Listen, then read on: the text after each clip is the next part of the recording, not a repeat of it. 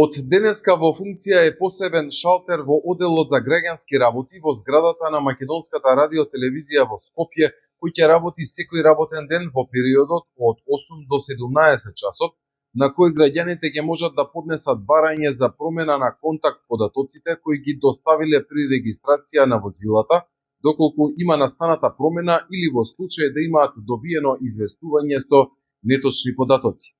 Истото ќе може да се изврши низ станиците за технички преглед на возила во државата, каде што е распореден деташиран референт на Министерството за внатрешни работи. Исто така граѓаните по електронска пошта на мејл адресата bezbedengrad@moj.gov.mk ќе можат да достават писмена забелешка или